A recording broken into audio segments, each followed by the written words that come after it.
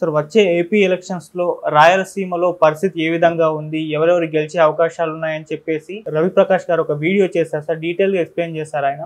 అంటే ఆయన ఏ అంశాలను బేస్ చేసుకొని ఎవరెవరు గెలుస్తారని చెప్తున్నారు సార్? రవిప్రకాష్ తెలంగాణది ముందు చెప్పారు. తెలంగాణలో 17 సీట్లలో 8 కాంగ్రెస్, 8 బీజేపీ, 1 ఎంఐఎం, బీఆర్ఎస్కి 0 అని చెప్పారు. అది అందరూ కూడా షాక్ అయ్యారు. బీఆర్ఎస్కి 0 అనేది ఎవరు కూడా అనుకోవట్లేదు. బట్ బీఆర్ఎస్కి 0 అన్నారు. మరి ఆయన మేము సర్వే చేసి మా ఆర్టీవీ తరఫున చేశామని చెప్తున్నారు. సో దాని తర్వాత ఆయన ఆంధ్రప్రదేశ్ విషయానికి వచ్చారు. ఆంధ్రప్రదేశ్లో డీటెయిల్గా చెప్పాలి కాబట్టి ఓన్లీ ఒక ప్రాంతాన్ని మాత్రం, రాయలసీమ రీజన్ మాత్రం ఆయన తీసుకున్నారు. సో రాయలసీమ రీజన్లో వాళ్ళ సర్వేలు చేశారు. సో అందులో ఎవరెవరికి మైనస్లు ఉన్నాయి, ఎవరెవరికి ఏ ప్లస్లు ఉన్నాయి, అవన్నీ కూడా ఆయన చెప్పుకుంటూ వచ్చారు. సో అవన్నీ ఉన్నాయి కాబట్టి మళ్ళీ నేను దాన్ని అంతా రిపీట్ చేయను. ఓవరాల్గా ఆయన ఏం చెప్పారనేది మనం చూద్దాం.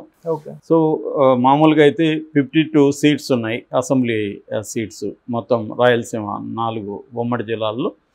సో 52లో గతంలో 2019లో 49 సీట్లు వైసీపీకి వచ్చింది. 3 మాత్రమే తెలుగుదేశానికి వచ్చింది. 3 వచ్చి చిత్తూరులో కుప్పం, తర్వాత ఉరవకొండ కేశవ్, తర్వాత హిందూపురం మన బాలకృష్ణ, ఈ 3 చోట్ల మాత్రం వచ్చింది. అంటే ఒక రకంగా కంప్లీట్ స్వీప్ అనొచ్చు వైసీపీ. సో అప్పుడు షాక్ అయ్యారు, రాయలసీమలో ఎంత స్వీప్ చేయగలిగాడు జగన్ అని. సో దాని తర్వాత రాయలసీమలో మళ్ళీ పునరుద్ధరించడానికి చంద్రబాబు అనేక చర్యలు తీసుకున్నాడు. సో ఇప్పుడు దాని ఫలితం ఎలా ఉంటుంది అనేది వీళ్ళు విశ్లేషించారు. సో ఈయన ఓన్లీ రాయలసీమ వరకు చెప్పాడు. రాయలసీమలో ఏం జరుగుతుంది అనేది మనం ఆయన ఏం చెప్పాడు ఆయన చూస్తే, ముందుగా కర్నూలు తీసుకున్నాడు. కర్నూలులో 14 ఉన్నాయి టోటల్గా. 14లో వైసీపీకి 10 వస్తాయని, టీడీపీకి 4 వస్తాయని ఆయన చెప్తున్నారు. గతం ఎన్నికల్లో టీడీపీకి 0 కర్నూలులో, స్వీప్ మొత్తం 14 కర్నూలులో వైసీపీ గెలిచింది. ఈసారి ఆయన చెప్పింది ఏంటంటే, ముందుగా టీడీపీ చూస్తే 4 ఏవి టీడీపీ కంటే, ఆళ్ళగడ్డ మనకు తెలుసు, అఖిలప్రియ ఆమె వస్తుంది. కర్నూలు, బనగానపల్లి, ఎమ్మిగనూరు. కర్నూలు, బనగానపల్లి, ఎమ్మిగనూరు, ఆళ్ళగడ్డ, ఈ 4 తెలుగుదేశంకి వస్తాయని, మిగతా శ్రీశైలం, నందికొట్కూరు, నంద్యాల, పాణ్యం, డోన్, పతికొండ, కోడుమూరు, మంత్రాలయ, ఆదోని, ఆలూరు ఇవన్నీ వైసీపీ ఖాతాలోకి వెళ్తాయి. ఇక అనంతపురంలో ఒక 6, 8, 14 ఉన్నాయి అనంతపురంలో కూడా. అందులో లాస్ట్ 14లో 12 వైసీపీకి వచ్చాయి, 2 టీడీపీకి వచ్చాయి. అయితే ఇప్పుడు టీడీపీ చాలా బలం పుంజుకుందని ఈయన చెప్తున్నాడు. టీడీపీకి 8 సీట్లు వస్తాయి, వైసీపీకి 5 మాత్రం వస్తాయి అని చెప్తున్నాడు. కాంగ్రెస్కి ఎవరు చెప్పలే ఇప్పటివరకు. కాంగ్రెస్కి ఈయన 1 వస్తుంది. మడకశిరలో కరికర సుధాకర్ అని ఉన్నాడు, ఆయన కాంగ్రెస్ నుంచి గెలుస్తారని ఈయన చెప్పారు. సో ఈయన చెప్పిన దాని ప్రకారం వైసీపీకి తాడిపత్రి, అనంతపురం, రాప్తాడు, పుట్టపర్తి, ధర్మవరంలో కేతిరెడ్డి, రాప్తాడులో ప్రకాష్, తోపుదుర్తి ప్రకాష్, అక్కడ సునీత ఓడిపోయే అవకాశం ఉంది. సో ఈయన చెప్పింది తాడిపత్రి, అనంతపురం, రాప్తాడు, పుట్టపర్తి, ధర్మవరం, ఈ 5 వస్తాయని. అక్కడ టీడీపీకి సంబంధించి 8 ఏవేవి అంటే, రాయదుర్గం, ఉరవకొండ, గుంతకల్లు, సింగనమల, హిందూపురం, కళ్యాణదుర్గం, పెనుగొండ, కదిరి, ఇవన్నీ కూడా. ఇది కొంత సంచలనమే. అనంతపురంలో ఎంత మారిందా అనేది చూడాలి, మరి ఏం జరుగుతుందో చూడాలి అక్కడ. ఇక చిత్తూరులో ఈక్వల్ 14 ఉన్నాయి. అక్కడ వైసీపీకి 7, తెలుగుదేశానికి 7 వస్తాయనేది ఆయన చెప్తున్నాడు. తెలుగుదేశం అంటే కూటమి అని ఇక్కడ అర్థం. సో వైసీపీ ఏదంటే మదనపల్లి వస్తుంది, పొంగనూరులో పెద్దిరెడ్డి రామచంద్రరెడ్డి, చంద్రగిరి మోహిత్ రెడ్డి, మన చెవిరెడ్డి భాస్కర్ రెడ్డి కొడుకు, అట్లాగే తిరుపతి అభినయ్ రెడ్డి, బోమన కరుణాకర్ రెడ్డి కొడుకు, సత్యవేడు, గంగాధర్ నెల్లూరు, పూతలపట్టు, ఇవి 7 వైసీపీకి. ఇక టీడీపీకి నగిరిపోతుంది, అంటే రోజా ఓడిపోతుంది, భానుప్రకాష్ గెలుస్తాడు. తంబలపల్లి, పీలేరు, కాళహస్తి, నగరి, పలమనేరు, కుప్పం, చిత్తూరు, ఈ 7 టీడీపీకి అని చెప్తున్నాడు. ఇక్కడ కూడా ఒక అంటే ఇది నమ్మాలా లేదన్న ఫీలింగ్ అయితే వస్తుంది. ఎందుకంటే గతంలో 14కి 13 వైసీపీకి వస్తే ఇప్పుడు 7 వెళ్ళిపోయినాయి. అంటే 13లో 7 వెళ్ళిపోయినాయి. అంత ఘోరమైన పరిస్థితి ఉందా చిత్తూరులో? ముఖ్యంగా నగిరిలో టైట్ ఉందనేది అందరూ చెప్తున్నారు. కాళహస్తి నగిరి అనేది అందరూ చెప్తున్నారు. కుప్పం కూడా ఓకే. కానీ పలమనేరు, చిత్తూరు, పీలేరు, తంబలపల్లి, నిజానికి తంబలపల్లి కొంత వీక్ అంటున్నారు తెలుగుదేశంకి. కానీ ఈయన అవన్నీ కూడా చెప్పేస్తాడు, మరి చూడాలి. ఇక కడపలో 10 ఉన్నాయి. 10లో టీడీపీ 3 వస్తాయని. కడపలో కూడా స్వీపింగ్ అనమాట. 100కి 100% కడపలో 2019లో వచ్చాయి.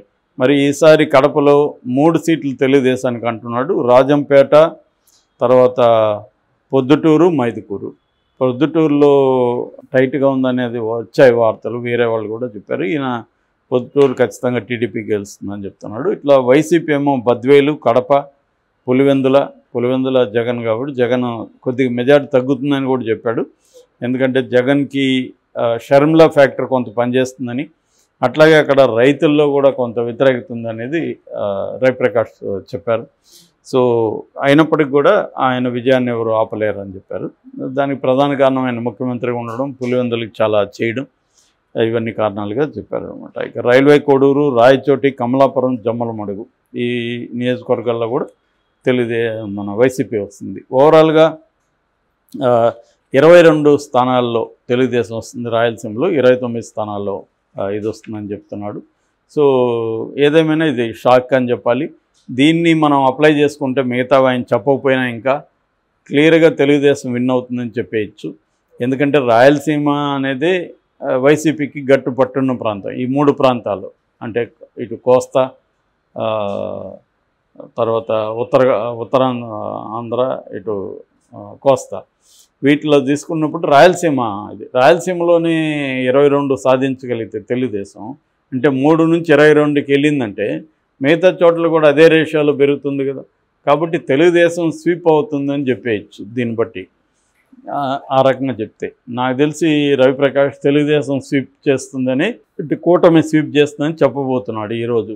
ఓకే, ఈ రాయలసీమ దాన్ని పట్టుకొని మనం అప్లై చేస్తే మిగతా చోట్ల. సో మరి అది నిజంగా ఉందా అనేది తెలియదు. అదే టైంలో రవిప్రకాష్ చెప్తున్న టైంలోనే యూడిసి అనే ఒక సంస్థ చేసింది యూడిసి పోర్ట్ సర్వే.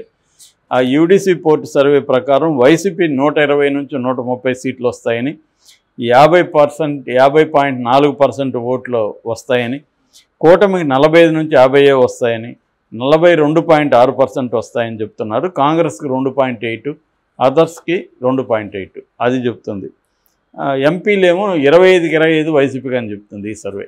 అంటే మన సర్వేలన్నీ కానీ పెట్టుకొని చూస్తే మాత్రం ఏది నమ్మాలా ఏది నమ్మకూడదని ఎవడు చెప్పలేని పరిస్థితి రాష్ట్రంలో.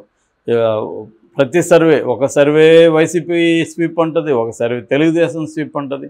అలాగే ఆర్టీవీ సర్వే కూడా తెలుగుదేశం స్వీప్ అంటుంది. మరి దాన్ని ఎంత నమ్మాలి ఏంటనేది డౌట్ఫుల్లే. ఎందుకంటే రాయలసీమ నిజానికి కంచుకోట వైసీపీకి.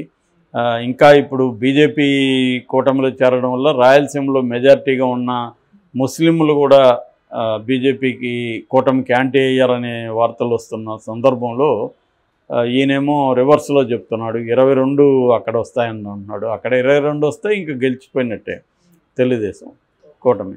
సో మరి ఆ స్థాయి ఉందా అక్కడ? రవిప్రకాష్ జోస్యం ఎంతవరకు అవుతుంది? ఎందుకంటే రవిప్రకాష్ ముందు నుంచి కూడా జగన్కి యాంటీ అనే విషయం అందరికీ తెలుసు.